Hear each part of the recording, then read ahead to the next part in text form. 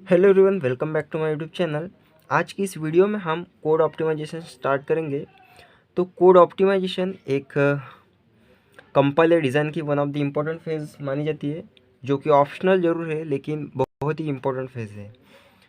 तो code optimisation हम कोई भी प्रोग्राम होगा तो उस प्रोग्राम के स्टेटमेंट होगा तो स्टेटमेंट लेवल पर भी अचीव कर सकते हैं, या ब्लॉक लेवल पर, लूप लेवल पर, फंक्शन और प्रोग्राम लेवल तक। ठीक है। तो बेसिकली हमारे सिलेबस में स्टेटमेंट लेवल, ब्लॉक लेवल और लूप लेवल में कोड ऑप्टिमाइजेशन कैसे अचीव करना है वो आज इस वीडियो में हम कवर करेंगे।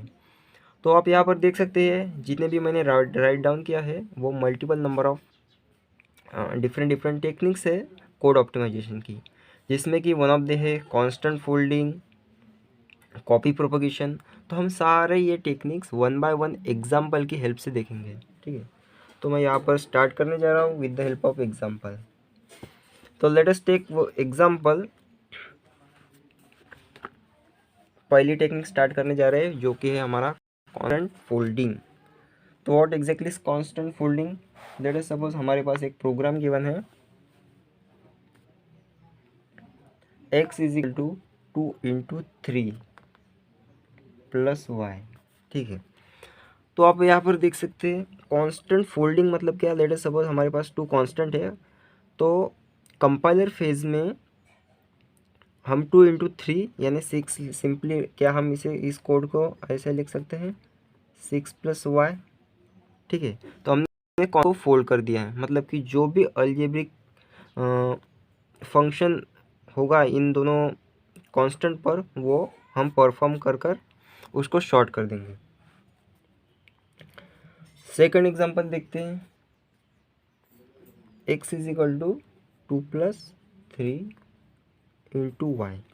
तो क्या इस केस में हम कांस्टेंट फोल्डिंग अप्लाई कर सकते हैं? बिल्कुल नहीं, क्योंकि आप यहाँ पर देख सकते हैं हमारे पास एक तो कांस्टेंट है लेकिन second one is the variable. तो इस केस में no constant folding. Let us suppose one more example for the constant folding. For loop लिखते हैं। For let us suppose i is equals to 1, i is less than n, I gets incremented, and here the statement is like given. Let us suppose 4 × 2। तो हमारे इस for loop में एक statement given है like this. तो इसी statement को late us suppose ये for loop n times run हो रहा है, तो हम इस स्टेटमेंट को n नंबर ऑफ टाइम्स को रन करना पड़ेगा। तो फिर से हम इसे ऑप्टिमाइज़ कर सकते हैं किस तरीके से। इस स्टेटमेंट को a of 8 is equal to 10 + i लिख कर। ठीक है। तो मतलब कि जो भी अरिथमेटिक ऑपरेशन होगा वो बार बार हमें रिपीट करने की ज़रूरत नहीं पड़ेगी, सिंपली 4 × 2 8 कर देंगे। तो ये था हमारा फर्स्ट टेक्निक कांस्टेंट। तो अभी हमारी नेक्स्ट टेक्निक है जो कि है कॉपी प्रोपोगेशन। ठीक है। तो let us take examples. First one is the x is equal to 10। Let us suppose हमारे पास सीक्वेंस ऑफ स्टेटमेंट्स होंगी। Let us suppose y is equal to x + 2 x × c and d is equal to y × a। तो इन 4 number of statement को observe करके हम क्या बता सकते हैं, हमने 10 की वैल्यू x में असाइन की है। तो जहाँ जहाँ पर x दिख रहा है हमें उस x की वैल्यू को 10 से रिप्लेस कर देना है। इसी को बोलते हम कॉपी प्रोपोगेशन। ठीक है। तो फाइनली क्या होगा, इस स्टेटमेंट में मैं y is equal to 10 + z, a is equal to 10 × c and d is equal to y × a कर दूंगा। ठीक है। तो 4 नंबर ऑफ स्टेटमेंट थे, हमने उसको 3 नंबर ऑफ स्टेटमेंट में रिड्यूस कर दिया है। ठीक है। और जो x की वैल्यू थी हमने उसे 10 से रिप्लेस कर दिया। अभी सेकंड वन एग्जांपल लेते हैं for more clarification. X is equal to E, Y is equal to X plus two, X into C and D is equal to Y into A. So this is Z.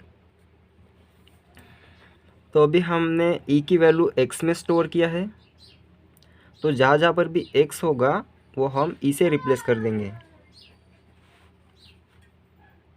तो y is equal to E plus Z, A is equal to E plus C and D is equal to Y into A. ठीक है, तो आप observe करके बता सकते हैं कि यहाँ पर कांस्टेंट था तो इसे हम कांस्टेंट प्रोपोगेशन बोलेंगे, और यहाँ पर वेरिएबल था तो हम इसे वेरिएबल प्रोपोगेशन बोलेंगे। तो हम बोल सकते हैं कि कॉपी प्रोपोगेशन के हमारे पास दो टाइप्स है, जो कि वन है कांस्टेंट प्रोपोगेशन, कांस्टेंट प्रोपोगेशन, और ये हो गया हमारा वेरिएबल प्रोपोगेशन। अब हमारी थर्ड टेक्निक है common sub expression elimination using the DAG. तो इसका एग्जांपल लेते हैं। Let us suppose X is equal to हमारे पास गिवन है A plus B into A plus B plus B plus A plus B plus. ठीक है, तो ये हमारे पास गिवन स्टेटमेंट में है, और यहाँ पर आप देख सकते हैं मल्टीपल नंबर ऑफ सब एक्सप्रेशन रिपीटेड फॉर्मेट में है। यहाँ पर ए प्लस बी है, यहाँ पर ए प्लस बी है, फिर से ए प्लस बी है। तो इसी को हम रिड्यूस करेंगे। ठीक है, नेम में है common sub expression elimination with the help of DAG. तो डैग के रिप्रेजेंटेशन में हमें सबसे पहले जो कॉमन सब एक्सप्रेशन है उन्हें आइडेंटिफाई करना होता है। तो यहाँ पर ए प्लस बी और ए प्लस बी जो कि multiple number of times repeat हो रहा है, तो सबसे पहले उन्हें आइडेंटिफाई करना है। और सेकंड वन इज दी, यहाँ पर हमारे पास ए प्लस बी वेरिएबल्स है, तो हमें कैसे डैग रिप्रेजेंटेशन कैसे होता है, यहाँ पर ए और बी वेरिएबल्स है और उनके ऊपर हमने कौन सा ऑपरेशन परफॉर्म किया है, प्लस। ठीक है, तो ये हो गया हमारा ए प्लस बी, और यहाँ पर आप देख सकते हैं ए plus B into A plus B. तो क्या मैं इसे ये यहाँ तक तो ए प्लस बी हो गया, तो फिर से ए प्लस बी का हमें मल्टीप्लाई में करना है। तो क्या हम इसे इस तरह से लिख सकते हैं, ये यहाँ तक हो गया A plus B and this A plus B is again multiplication operation. तो हमने यहाँ तक रिजॉल्व कर लिया है। अभी हमें फाइंड आउट नेक्स्ट देखना है क्या है, ए प्लस बी और बी का एडिशन ऑपरेशन हो रहा है। तो मैं यहाँ से बी उठा लूँगा और यहाँ से ए प्लस बी उठा लूँगा। इन दोनों में ऑपरेशन क्या है, प्लस। तो ये भी रिजॉल्व हो गया। अभी इस पार्ट को और इस पार्ट को हमें फिर से ऐड करना है। ठीक है, तो ये और ये पार्ट हो गया अभी ऐड, मतलब कि हमने यहाँ से यहाँ तक सॉल्व कर लिया है। अब इस एंटायर पार्ट में हमें ए ऐड करना है। ठीक है, तो कैसे करेंगे, यहाँ से मैं ए उठा लूँगा और इन दोनों का एडिशन ऑपरेशन। तो ये है हमारा डैग रिप्रेजेंटेशन, जिसमें कि हमने जो भी कॉमन सब एक्सप्रेशन थे उनको एलिमिनेट किया है with the help of डैग। One more example लेते हैं कॉमन सब एक्सप्रेशन एलिमिनेशन का। सपोज मेरे पास एक फॉर लूप है, for I is equal to I into two, I is greater than 100 and I gets incremented. और उसमें एक स्टेटमेंट गिवन है A of I is nothing but B of J into two. तो ये for loop 100 number of times run होगा और उसमें आप देख सकते हैं कि आई इंटू टू है, तो हमें आई इंटू टू ये 100 नंबर ऑफ टाइम्स इवेल्यूएट करना होगा। तो हम क्या कर सकते हैं, इस आई इंटू टू को इवेल्यूएट करके एक वेरिएबल में स्टोर कर देते हैं, जिसकी हेल्प से हमें ये बार बार रिपीटेशन अवॉइड कर सकते हैं और उस केस में हमारा जो कोड ऑप्टिमाइजेशन अचीव कर लेंगे। तो इस केस में मैं क्या कर लूँगा, let us suppose I take X variable और आई इंटू टू, ठीक है। तो ये आई इंटू टू इवेल्यूएट करके हम आई एक्स वेरिएबल में स्टोर कर देंगे और सिंपली हम आई इंटू टू को रिप्लेस कर देंगे, that is I into two is replaced with X. तो फिर से यहाँ पर भी क्या होगा, A of I is nothing but B of X, ठीक है। तो ये थी हमारी technique third one, that is common sub expression elimination using the help of DAG. अभी नेक्स्ट टेक्निक है हमारी, that is the strength reduction. अभी नाम से ही पता चल रहा है कि स्ट्रेंथ रिडक्शन मतलब कि जो भी कॉस्टलियर ऑपरेशन होगा उसको हम चीपर ऑपरेशन से रिप्लेस कर देंगे। तो लेट अस सपोज मैं एक एग्जांपल देता हूँ, x is nothing but j into two. तो आप यहाँ पर देख सकते हैं हमारे पास एक गिवन स्टेटमेंट है, x is nothing but j into two, मतलब कि j मल्टीप्लाइड बाई टू। तो अब हमें इसे रिप्लेस करना होगा। जो मल्टीप्लिकेशन ऑपरेशन होता है एक कॉस्टलियर ऑपरेशन है, हमें उसे एडिशन ऑपरेशन से रिप्लेस करना होगा। तो क्या मैं इसे ऐसे लिख सकता हूँ, x is nothing but j into J, still the output remains same, ठीक है। इस केस में भी आउटपुट रिमेन सेम ही रहेगा, लेकिन ये चीपर ऑपरेशन है। और अगर सपोज हमने इसे x इजिकल टू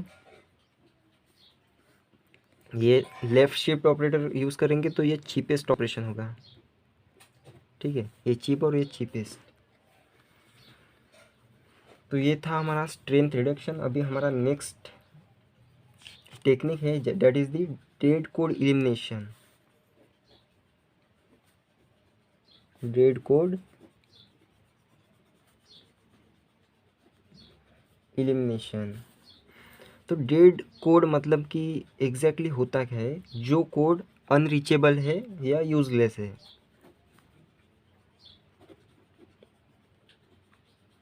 अनरीचेबल और यूजलेस, उसे हम डेड कोड बोलते हैं। कि मतलब सपोज हमारे पास एक प्रोग्राम गिवन है, उसमें से कुछ ब्लॉक ऑफ कोड या कुछ नंबर ऑफ स्टेटमेंट्स ऐसे होंगे कि वो प्रोग्राम में एग्जीक्यूट ही नहीं हो रहे, तो या तो वो अनरीचेबल होंगे या तो वो अनरीचेबल किस तरह से होंगे। लेट अस सपोज हमारे पास एक कंडीशन दी रहेगी, तो उस कंडीशन के हिसाब से वो कोड एग्जीक्यूट ही नहीं हुआ तो उसे हम अनरीचेबल कोड बोलते हैं। अगर यूजलेस होगा तो अभी हम एग्जाम्पल की हेल्प से देखेंगे। तो एग्जाम्पल में है हमारे पास x is equal to A into B, Y is equal to X plus C, z is nothing but x into C, print z, ठीक है। तो अभी आप इस कोड को ऑब्जर्व करके बता सकते हैं क्या कि एग्जैक्टली कोड में हो क्या रहा है। हमें वैल्यू प्रिंट करनी है z की। तो आप यहाँ पर देख सकते हैं हमने z की वैल्यू इवेल्यूएट की है, क्या है, x इंटू सी, मतलब कि हमें यहाँ पर x की वैल्यू यूज़ करनी है, ठीक है, स्टेटमेंट पे। लेकिन आप यहाँ पर देख सकते हैं कि y is equal to X plus C इस एंटायर प्रोग्राम में यूज़ ही नहीं हो रहा है, मतलब कि ये वाला हमारा डेड कोड, हम इसे एज ए डेड कोड बोल सकते हैं या यूजलेस। तो सिंपली हमें इसे रिप्लेस कर देना है, रिप्लेस यानी इस कोड को सिंपली एलिमिनेट कर देना है। तो अगेन मैं इसे या तो ऐसे लिख सकता हूँ, A into B, Z is equal to X into C, print Z. तो इसमें हमने 4 नंबर ऑफ स्टेटमेंट थे उसको 3 नंबर ऑफ स्टेटमेंट में रिड्यूस कर दिया है। Again one more example, let us suppose x is equal to 2 if x is greater than 10, then what?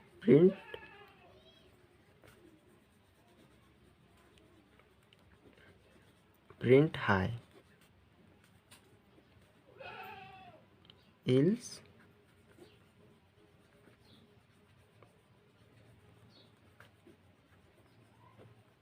print by। तो अगेन आप देख सकते हैं इस कोड को ऑब्जर्व करके हमें क्या पता चल रहा है, हमने x की वैल्यू 2 से इनिशियलाइज की है और कंडीशन में आप देख सकते हैं कि x is greater than 10 if condition में है, तो हमारे ऑलवेज x की वैल्यू 2 से इनिशियलाइज होगी। तो ये तो ब्लॉक ऑफ स्टेट मतलब ये इफ़ ब्लॉक तो कभी एग्जीक्यूट ही नहीं होगा, सिंपली इल्स होगा, प्रिंट बाय करके आएगा। तो क्या हम इसे रिमूव कर सकते हैं? बिल्कुल। तो x इज इक्वल टू 2 होगा और सिंपली प्रिंट बाय करके आएगा। ठीक है, तो entire this much of program हमने सिंपली 2 लाइन में रिड्यूस कर दिया है। ठीक है, तो उससे क्या होगा, जो कोड एग्जीक्यूशन का टाइम होगा वो रिड्यूस होगा, जिससे कि टाइम कॉम्प्लेक्सिटी और स्पेस कॉम्प्लेक्सिटी पे भी बहुत असर पड़ता है। तो जो कोड अनरीचेबल था, यहाँ पर कंडीशन थी, तो ये कोड हो गया हमारा अनरीचेबल, तो हमने इसे 2 नंबर ऑफ स्टेटमेंट में रिड्यूस कर दिया। अभी हमारा नेक्स्ट क्या था, अलजेब्रिक सिंप्लीफिकेशन। तो ये भी टेक्निक देख लेते हैं कि व्हाट इज अलजेब्रिक सिंप्लीफिकेशन।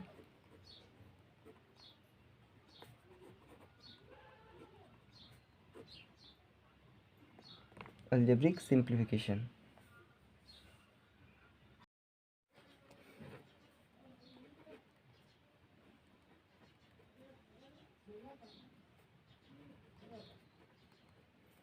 तो ये है हमारे पास example, 2 number of statement given है और इसे हमें इस कोड को ऑप्टिमाइज करना है। तो अलजेब्रिक सिंप्लीफिकेशन से क्या पता चल रहा है हमें, हम इसे इस तरह से कैसे रिप्लेस कर सकते हैं, that is y plus 0 is nothing but y only ना, and a is nothing but x into B. तो अभी फिर से हमें कोड को ऑब्जर्व करने के बाद क्या पता चल रहा है कि हमने जो प्रीवियस टेक्निक देखे थे, जो कि थे हमारे constant folding and copy propagation, इसमें से हम क्या अप्लाई कर सकते हैं, यहाँ पर हम x में y की वैल्यू असाइन कर दिए, तो हम सिंपली x को एज ए y रिप्लेस कर सकते हैं। तो ये तो हो गया हमारा अलजेब्रिक सिंप्लीफिकेशन, और ये क्या होगा हमारा प्रोपोगेशन, कौन सा, वेरिएबल प्रोपोगेशन, वेरिएबल प्रोपोगेशन। तो फिर से हमारे पास क्या आ जाएगा, y इंटू बी। तो आप देख सकते थे हमारे पास 2 नंबर ऑफ स्टेटमेंट थे और उसको हमने simply single number of statement में सिंप्लीफाई कर लिया है। Let us take one more example, x is nothing but y into 1, तो simply y into 1 is nothing but x is equal to y। ठीक है, तो यही थी हमारे कोड ऑप्टिमाइजेशन की टेक्निक। फ्रेंड्स, अगर वीडियो आपको अच्छा लगा तो प्लीज़ लाइक करें और चैनल को सब्सक्राइब करना ना भूलें।